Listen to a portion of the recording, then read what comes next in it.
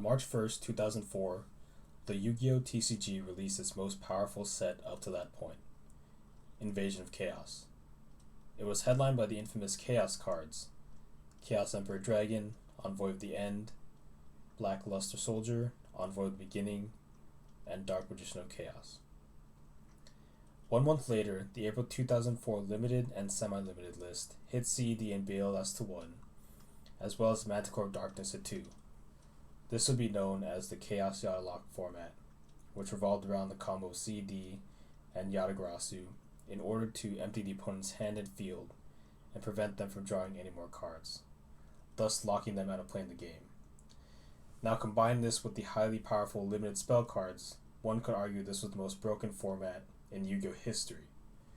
This format would ultimately change the landscape of Yu-Gi-Oh! And dueling forever, as it prompted Konami to create the Forbidden and Limited list in October 2004, and the beginning of the advanced format as we know today. Hello, this is playerdandy, and today we're going to do a deck profile on my Chaos Yata deck from that era, which I tried recalling from memory to the best of my ability.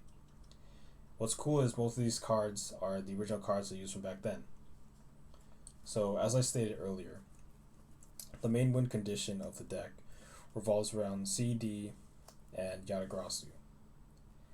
In order to establish this lock, you would have to successfully summon CED with a Sangin or Witch of the Black Forest already on the field. Using CED's effect to blow up both players' hands and fields, you could then search for Yata-Garasu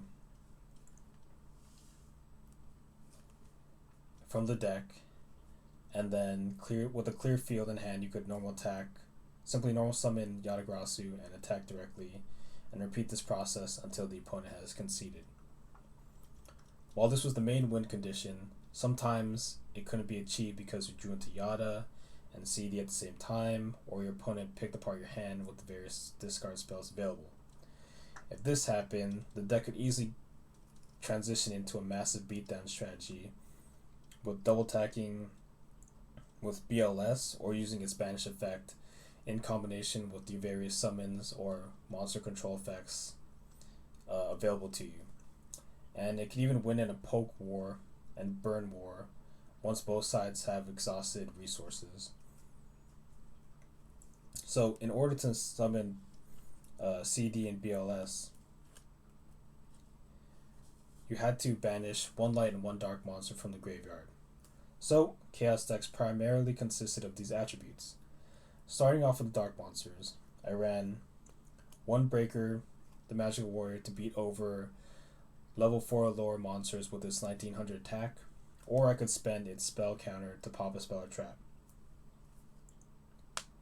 1 Magical Scientist to access a suite of fusion monsters to deal with various threats on the board, from generic removal through Thousand Eyes Restrict Suck-Up ability, to Ryu Senchi's Trap Negation and Spell Targeting Immunity, to Dark Balter the Terrible and Fiend Skull Dragon's Effect Monster Negation, or Reaper on the Nightmare's ability to rip a random card from the opponent's hand.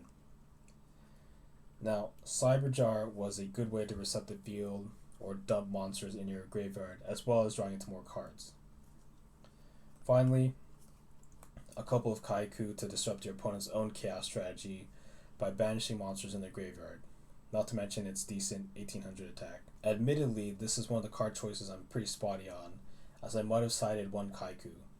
So, one of them was most likely a Reflect Bounder, which was a decent wall the opponent had to answer to play through, or just simply play through.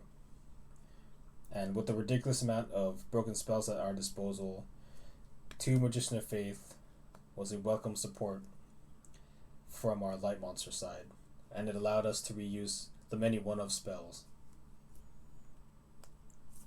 Also ran 3 DD Warrior Ladies, and they offered a versatile response to the opponent's monsters while also serving as chaos fodder if it was sent to the grave. For the off-attribute monsters, the water couple of Tribe Infecting Virus and Sinister Serpent made for a free type destruction effect if discarding Sinister to Tribe Infecting's cost. and Sinister was used a number of ways to curb the other discard costs of other cards in the deck. It also served as a defense against Yata lock, as it returned to your hand at the beginning of the standby phase and was big enough to fight a Yata. It was also a nice way. It was also nice when your opponent discarded at random from Delinquent Duo. Finally, Fiber Jar was a way to reset the game state to a certain degree and was one of my favorite cards to play because it was so unique to the game. Now for the spells, every spell in the deck was high impact. For removal, we have Raigeki to simply clear your opponent's side of the field. Dark Hole, destroy the entire field, but is arguably better because it triggers your search effects while also sending light darks to the graveyard. As for recursion effects, we have Reborn the Monster, Premature Burial, and Call of the Haunted. And these made it easy to return monsters to the field. If you wanted to take control of your opponent's monsters to attack for game, tribute them off, or stall, you could use Change of Heart or Snatch Steel. The deck also had access to the Unholy Trinity. Delinquent Duo to rip 2 cards from your opponent's hand, Forceful Sentry to send back 1 card to their deck, and Confiscation to discard 1 to graveyard. Not only did these empty cards out of the hand, they also let you see your opponent's hand, and in the cases of Forceful and Confiscation. While there's plenty of discard available, there was also a lot of draw power too.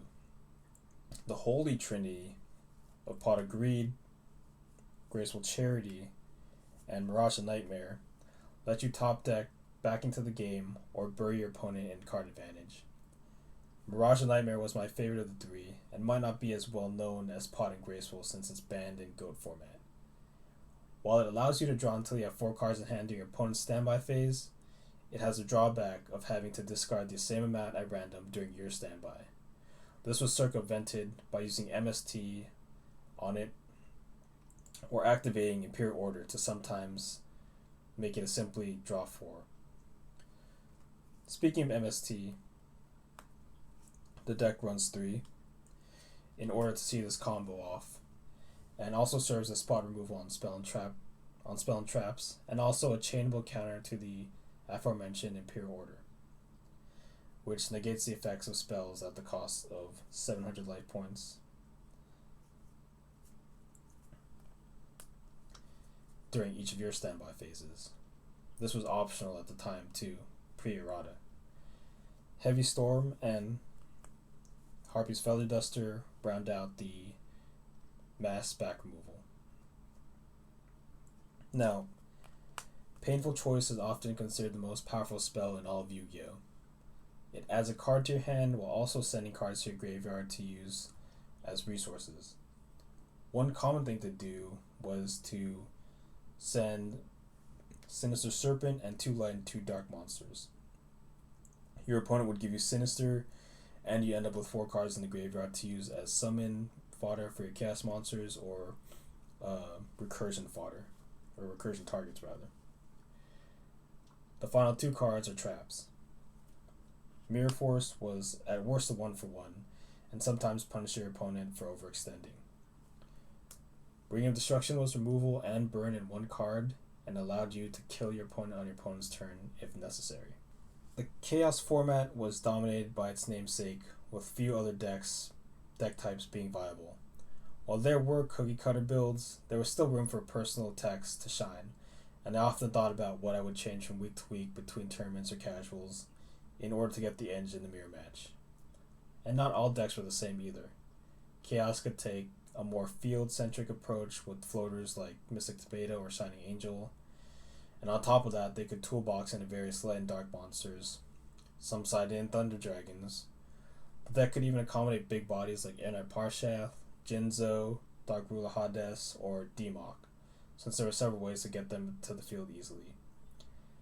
It wasn't the most skill-based format, but I enjoyed it with its swingy games, with top deck wars, or early game haymakers that ended the game instantly. I look back with fond memories playing with the most powerful and iconic decks in the game's history. So, what were your thoughts on the game if you played back then? I know that many don't share the same sentiment as me. If you didn't play at the time, have you tried playing it before? What did you think? I'd love to hear your stories in the comments below. Thanks for sticking around. If you enjoyed the video, I would be thrilled if you liked and subscribed. See you next time.